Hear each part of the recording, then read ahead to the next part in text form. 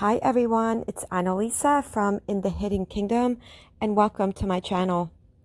In today's video, I want to discuss the role of the Divine Masculine. I often talk about the Divine Feminine in many of my videos, but the role of the Divine Masculine is just as important as the role of the Divine Feminine. So, as we know, the gender of this connection is irrelevant because the Divine Masculine can be male or female, as the Divine Feminine can be. It is an energetic connection. It is a spiritual connection of the one soul. So the role of the Divine Masculine is to give the Divine Feminine the opportunity to work on themselves. So when the Divine Feminine meets the Divine Masculine, there is an enormous amount of love that is exchanged between the two. And this is considered the bubble love phase. But as we know, the bubble love phase does not last very long. It can last anywhere from days to weeks to a few months. And then separation occurs. So the role of the Divine Masculine is to pull away from the Divine Feminine. And as we know, the energies at this point of the bubble love phase is overwhelming.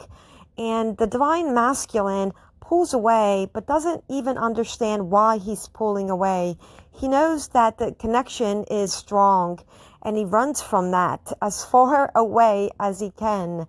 But he doesn't really understand anything about the spiritual connection of this journey. And it really isn't meant for him to understand at all. He or she is the subconscious one, where the Divine Feminine is the conscious one in the connection. So the Divine Masculine runs away and either stays married or is going back to their ex-girlfriend or boyfriend, or just runs away because they don't understand the connection. They know that there's something very different and they have no choice but to run away.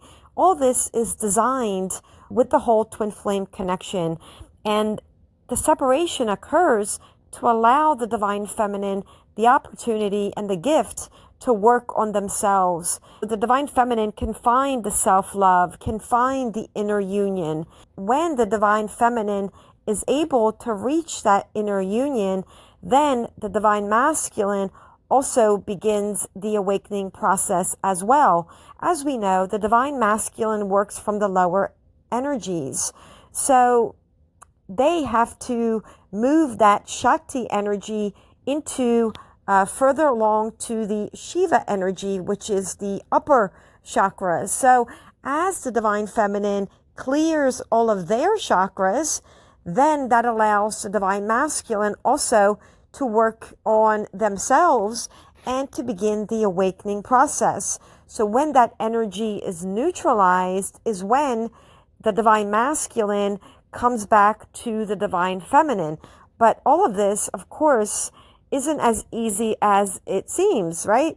Because it can take many years for the Divine Feminine to do the inner work. And of course, when I say years, it's going to vary for every pair in this connection.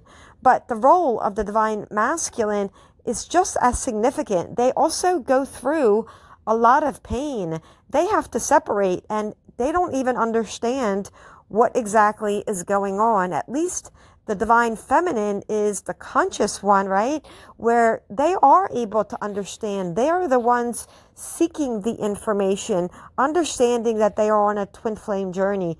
The Divine Masculine doesn't know any of this. Now, needless to say, there are going to be exceptions to this rule. There might be a certain percentage of the Divine Masculines that is aware of the connection, but most of them are not aware of this connection unless the Divine Feminine has told them about it, but they don't understand it the way the Divine Feminine is supposed to understand it, because the Divine Masculine is the one that leads in the matrix, where the Divine Feminine leads in the spiritual component.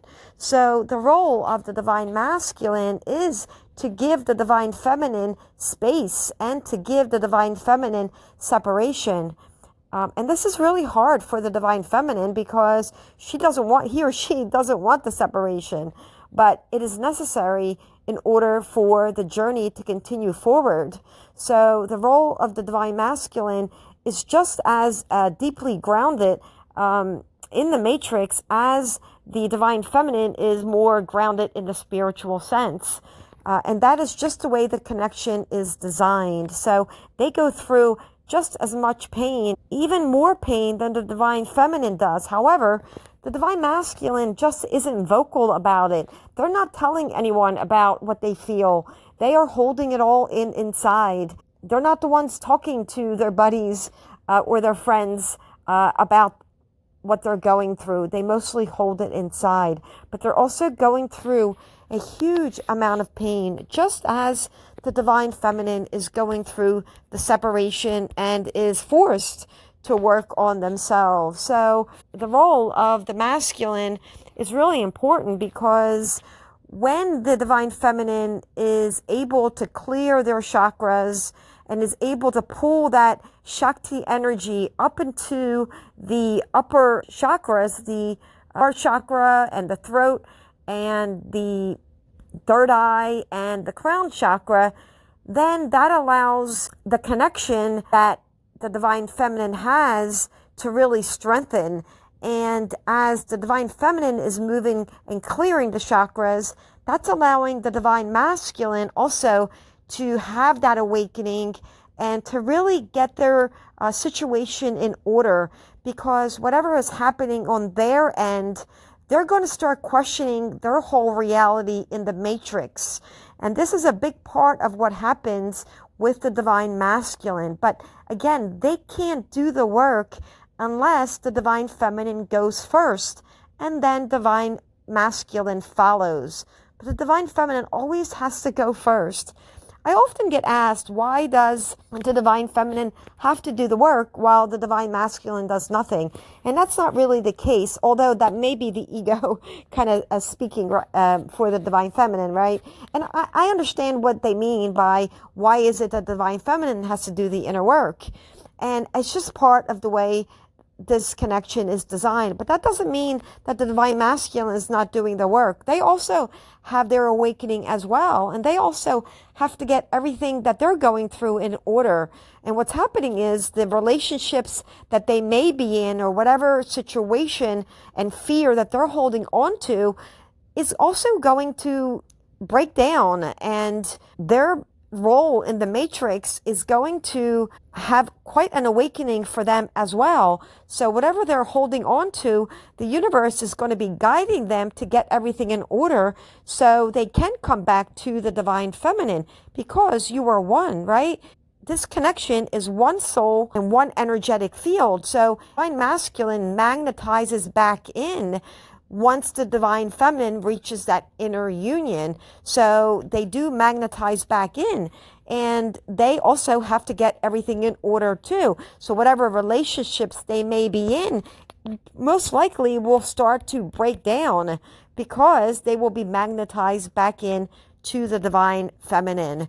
And then, of course, the divine feminine can choose whether they want to be with their divine masculine, or they choose to be by themselves, or whatever the situation at that point. But they will be drawn back in, because you are all part of the one soul.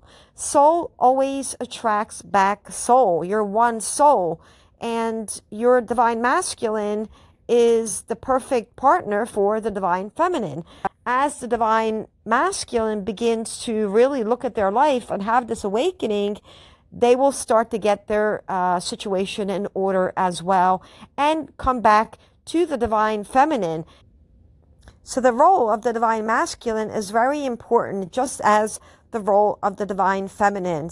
And of course, the situations for the divine feminine has to reach that inner union, and the divine feminine may have to readjust their entire life to align with their soul and really become their authentic self, which then pushes the divine masculine in their awakening to become their truest version as well in the matrix and in whatever's going on in their life. But they will attract back to the divine feminine as well. So this is a big part of what happens for the divine masculine. They're also going through many changes in their life. And like I said, it's even harder for the divine masculine because they don't really understand all of it. And when the divine masculine comes back, often they come back in a strong sexual energy. So it's really important for the divine feminine to really have those barriers and not really jump right back into their arms again very quickly. It's really important to balance the energy. Otherwise, the divine masculine will go running again. And this is where that runner-chaser dynamic happens for many, many pairs. And like I mentioned, the divine feminine is responsible in managing that energy, in making sure that it is balanced, and takes the divine masculine back in when he or she comes back in a beautiful, divine, sacred, peaceful energy. And that does happen, but it does take time. And that's where the divine feminine has to be really strong and realize all the work that he or she has done, and not to throw away their power by jumping right back into their arms, into sexual intimacy, which of course is what they want, but it's only going to hold them back in the long run. So yeah, take it really, really, really slow. And like I mentioned, the divine masculine does have a huge part, and their part is just as important as the divine feminine. It's just a little bit different, but they also go through a lot of pain as well in letting go of the divine feminine. Hope all of this resonates with all of you. Feel free to leave any comments below. I do have a website, inthehiddenkingdom.com, and a Facebook group, Twin Flames Journey of Self. Sending you all so much love.